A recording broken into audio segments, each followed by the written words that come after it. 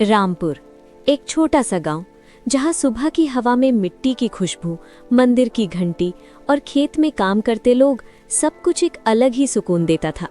और इसी गांव की एक पतली सी गली थी जहां से रोज आरव गुजरता था।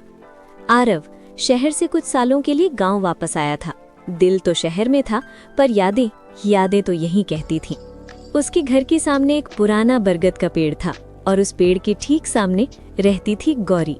गौरी एक लड़की जिसकी आंखों में गहरा सा दर्द था, जो कभी ज्यादा नहीं बोलती पर आंखों से सब कुछ कह जाती थी। आरव ने उसे पहली बार देखा जब वो खेत के पास कुएं से पानी भर रही थी। उसके हाथ में मटका, माथे पर पसीना और आंखों में एक अजीब सी उदासी। आरव ने पूछा, मदद कर दूं? और गौरी बस एक शब्द बोली, नहीं। बस एक शब्द, पर वही शब्द आरव के दिल में एक नई कहानी की शुरुआत बन गया। दिन बीतने लगे। आरव हर शाम उस गली से गुजरता। कभी गौरी तुलसी को पानी देते दिखती, कभी चूल्हे के पास रोटी सेकते हुए। धीरे धीरे बातें बढ़ने लगी, मौसम के बारे में, फिर खेत, फिर बचपन की यादें, और फिर खामोशी भी बोलने लगी। एक दिन गौरी ने खुद आरव से पूछा, तुम शहर वापस चले जाओगे? आरव ने थोड़ा रुक कर कहा, गांव में रहने का मन है। और गौरी पहली बार हल्का सा मुस्का दी, पर उस मुस्कान के पीछे डर था, बहुत गहरा डर। गांव में बातें तेज फैलती हैं। लोग कहने लगे, गौरी ठीक लड़की नहीं है, उसके परिवार का राज है, उसकी शादी पहले ही तय हो चुकी है। आरव ने सब सुना, पर गौरी से कुछ नहीं पूछा।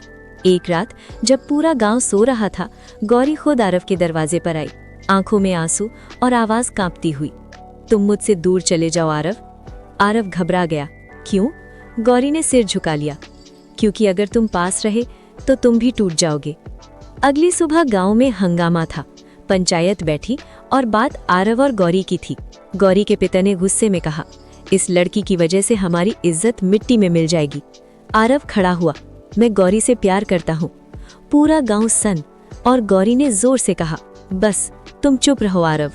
उसकी आंखों से आंसू बह रहे थे, जैसे वो कुछ छुपा रही हो, कुछ बहुत बड़ा। उस रात तेज बारिश हो रही थी।